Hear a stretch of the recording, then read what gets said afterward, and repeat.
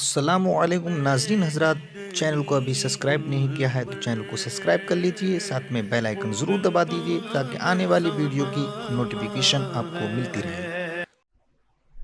کلمہ طیبہ لا الہ الا اللہ محمد الرسول اللہ صلی اللہ تعالی علیہ وسلم۔ میرے پیارے آقا صلی اللہ تعالی علیہ وسلم کے پیارے دیوانوں،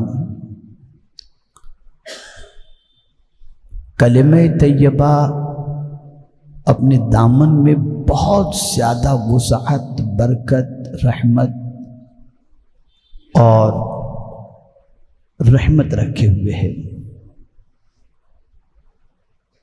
کاش کہ کوئی کلمہ طیبہ کی برکت کو سمجھتا اور اس کے فوائد کو اپنے دل و دماغ میں اتارنے کی کوشش کرتا۔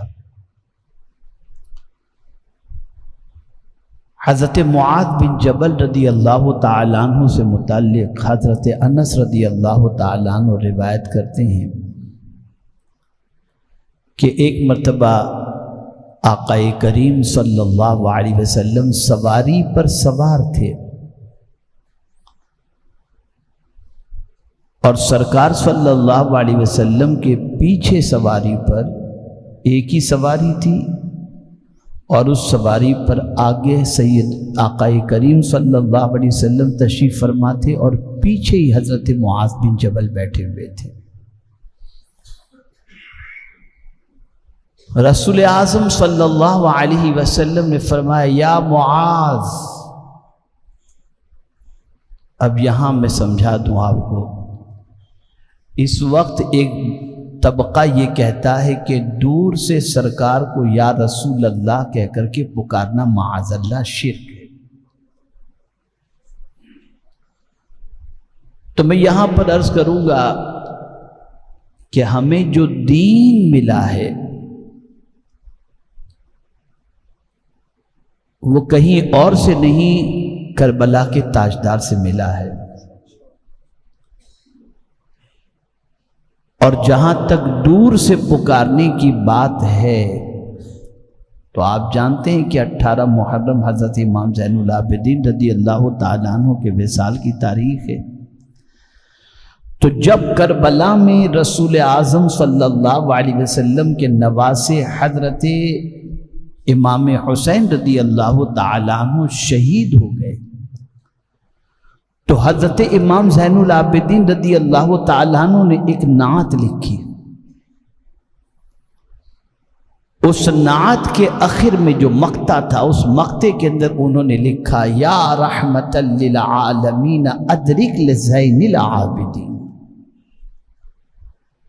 میں پوچھنا چاہتا ہوں، جن کے بابا اسلام کے لیے جان قربان کر چکے، کیا ان کا بیٹا یا رحمت للعالمین کر کے معاذ اللہ شرک کہتے، شرک کرتے؟ نہیں۔ پتہ چلا دور سے بھی سرکار کو یا رسول اللہ کہہ کر کے پکارنا شرک نہیں۔ اور عربی کے قاعدے کے اعتبار سے یا کا استعمال دور کے لیے بھی ہوتا ہے اور قریب کے لیے بھی ہوتا ہے۔ یہ کوئی بھی مکتب فکر کا مولوی اپنے مکتب میں کتاب پڑھاتے ہوں گے نا، تو اس کے اندر یہ ضرور حروف ندا جو ہے اس کے اندر یا کے استعمال کے حوالے سے ضرور آئے گا کہ یا قریب کے لیے بھی پکارا جاتا ہے اور یا دور کے لیے بھی پکارا جاتا ہے، استعمال کیا جاتا ہے یا کا استعمال۔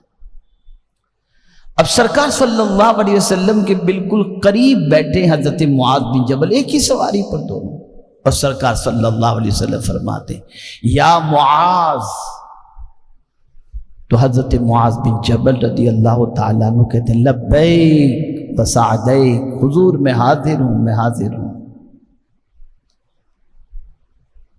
اب سرکار صلی اللہ علیہ وسلم حضرت معاذ کو پکار کر پھر کچھ کہتے نہیں ہیں، پھر چپ ہو جاتے ہیں۔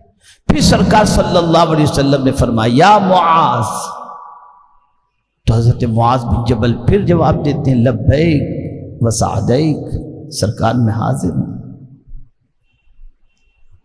پھر سرکار صلی اللہ علیہ وسلم کچھ نہیں فرماتے، پھر ارشاد فرماتے، یا معاذ، تو حضرت معاذ بن جبل رضی اللہ تعالیٰ عنہ کہتے ہیں لبیک و سعدیک، اور بالکل سنبھل کر کے ایک دم بالکل سرکار صلی اللہ علیہ وسلم کے آگے کے ارشاد کی طرف کہ اب حضور کیا فرمائیں گے، ذرا میں اسے غور سے سنوں۔ اور یہاں میں آپ کو بتا دوں، ہمیشہ کے لیے ذہن میں رکھو، جب کبھی اللہ اور اس کے رسول کے ارشادات سنائے جا رہے ہوں، توجہ چاہوں گا، جب سنائے جا رہے ہوں تو اپنی باتیں مت کرو، ورنہ حضور اور اللہ کی باتوں کا معاذ اللہ انسلٹ ہوتا ہے۔ اور توجہ بھی نہ ہٹاؤ، پوری توجہ لگا دو کہ اب کیا کہا جا رہا ہے، اللہ اور اس کے رسول کا کیا فرمان سنایا جا رہا ہے۔ تو حضرت معاذ بن جبل الرٹ ہو گئے۔ اب میرے آقا صلی اللہ علیہ وسلم نے فرمایا، اے معاذ، جس کسی نے بھی دل سے، یہ لفظ دل آیا ہے، قلب کا استعمال حضور نے فرمایا، جس کسی نے بھی دل سے ایک مرتبہ کلمہ طیبہ پڑھا وہ جنت میں داخل۔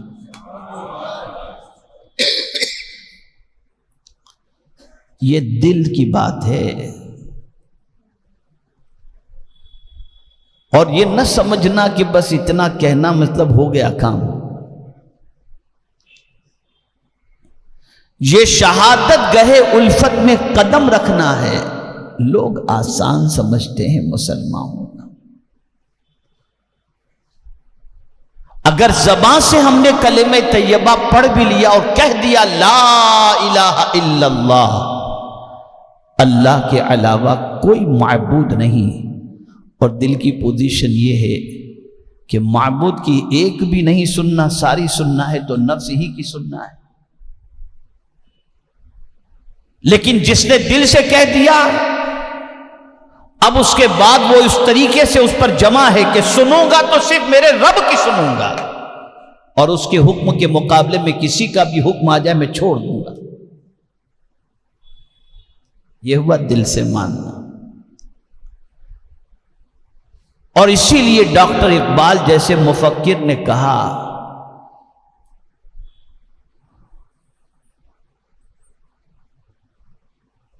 کہ زبان سے کہہ بھی دیا لا الہ تو کیا حاصل، زبان سے کہہ بھی دیا لا الہ تو کیا حاصل، دل و نگاہ مسلمان نہیں تو کچھ بھی نہیں۔ اگر دل مسلمان نہیں ہوا اور آنکھیں مسلمان نہیں ہوئی تو کچھ بھی نہیں۔ یہ آنکھیں ہیں جو پتہ نہیں کیا کیا دیکھتی رہتی ہیں، اور یہ دل ہے کہ نہ جانے کن کن کی محبت میں گرفتار پڑا ہوا ہے۔ اگر دل میں جھانک کر کے دیکھیں تو شاید کہیں خدا اور اس کے رسول کی محبت کا ٹمٹماتا ہوا دیا کہیں نظر آ جائے۔ زیادہ تر اس دل کے اندر جھانک کر کے دیکھیں گے دنیا دنیا دنیا اور دنیا۔ مجھے یاد آ رہا ہے حضرت عثمان ذو النورین رضی اللہ تعالیٰ عنہ کہ وہ فکر کے بارے میں مجھے یاد آتا ہے۔ اللہ اکبر۔ صدیق اکبر رضی اللہ تعالیٰ عنہ کا دور پاک تھا۔ حضرت عثمان غنی رضی اللہ تعالیٰ عنہ کہیں بیٹھے ہوئے تھے، اور سیدنا فاروق اعظم رضی اللہ تعالیٰ عنہ کا گزر ہوا۔ تو جیسے حضرت عثمان ذو النورین رضی اللہ تعالیٰ عنہ کو بیٹھے ہوئے کسی سوچ میں ڈوبا ہوا دیکھا تو یوں ہی نہیں نکل گئے۔ صحابہ کی عادت تھی کہ کوئی بھی ہو، بڑا ہو چھوٹا ہو، جیسے ہی گزرتے پہلے سلام پیش کرتے۔ یہاں تو پورے کے پورا ٹانڈا نکل جاتا ہے، سلام نام کی کوئی چیز نہیں۔ وہ چھوٹے کو بھی سلام کرتے، بڑے کو بھی سلام کرتے، اس لیے کہ حضور نے فرمایا افشوا السلام، سلام کو پھیلاؤ، جس کو جانتے ہو اس کو بھی کرو، جس کو نہیں جانتے اس کو بھی کرو۔ یہ حضور کا ارشاد ہے سلام کے بارے میں۔ تو حضرت فاروق اعظم رضی اللہ تعالیٰ عنہ نے حضرت عثمان غنی رضی اللہ تعالیٰ عنہ کو سلام کیا۔ وہ کسی خیال میں ڈوبے ہوئے تھے، جواب نہیں دیا، گزر گئے۔ حضرت فاروق اعظم جا کر صدیق اکبر سے شکایت کی، امیر المؤمنین میں حضرت عثمان کے پاس سے گزرا وہ کسی سوچ میں ڈوبے ہوئے تھے. میں نے ان کو سلام کیا لیکن سلام کا جواب نہیں دیا انہوں نے. تو صدیق اکبر رضی اللہ تعالیٰ عنہ نے یہ نہیں فرمایا کہ میں ابھی بلاتا ہوں. کیسے انہوں نے جواب نہیں دیا؟ خلیفہ تھے لیکن اخلاق مصطفیٰ سے واقف تھے. اور جملہ یاد رکھیے گا، حاکم بن کر نہیں جیتے تھے، خادم بن کر کے جیتے تھے. بڑا فرق ہے حاکم بن کر جینے میں اور خادم بن کر کے جینے میں. کہا اچھا سلام کا جواب نہیں دیا، چلو میں چلتا ہوں. بلایا نہیں، خلیفہ ہیں، خلیفہ وقت ہیں. بلایا نہیں حضرت عثمان غنی کو، تشریف لے گئے. کہا عمر چلو چلتے ہیں. گئے تو حضرت عثمان غنی رضی اللہ تعالیٰ عنہ کو سلام پیش کیا. دونوں نے فوراً جواب دیا. اس سے کہ دو آدمی جائیں تو سمجھ میں آ جاتا ہے دو ہیں، تو وہ اپنے خیال سے باہر آ چکے تھے، سلام کا جواب دیا. تو فوراً صدیق اکبر نے کہا عثمان تمہارے بھائی عمر نے تم کو سلام کیا، تم نے سلام کا جواب نہیں دیا. کہا مجھے تو معلوم ہی نہیں. اب جیسے انہوں نے کہا مجھے تو معلوم ہی نہیں کب انہوں نے سلام کیا، تو صدیق اکبر یہ نہیں فرماتے کیا بات بناتے ہو. نہ کہا میں سچ کہتا ہوں، جو تم نے کہا سچ کہا. پھر فاروق صدیق اکبر نے فرمایا وہ تمہارے پاس سے گزرے، انہوں نے تم کو سلام کیا، تم کس خیال میں ڈوبے ہوئے تھے؟ سنیے غور سے، اب کیا سوچتے تھے وہ لوگ، کس خیال میں ڈوبے تھے؟ کہا میں کیا بتاؤں، ایک خیال میرے ذہن کے اندر گردش کر رہا تھا، میں اسی کے بارے میں سوچ رہا تھا، تو مجھے خبر نہیں کہ میرے بھائی عمر گزرے اور سلام انہوں نے کیا. کہا کیا خیال، کیا سوچ رہے تھے؟ کہا سوچ یہ رہا تھا کہ حضور صلی اللہ علیہ وسلم پردہ فرما گئے اور میں سرکار سے ایک سوال پوچھ نہ سکا. وہ سوال یہ تھا کہ یہ دنیا جو ہے نا بہت بن سنور کر کے آتی ہے، ایسی بن سنور کر کے آتی ہے کہ اس سے بچنا مشکل ہو جاتا ہے. تو اس سے بچنے کی کیا صورت ہے، اس سے بچنے کا طریقہ کیا ہے؟ تو صدیق اکبر نے فرمایا تم نے نہیں پوچھا نا، میں نے پوچھ لیا، میں نے اس سوال کو پوچھ لیا.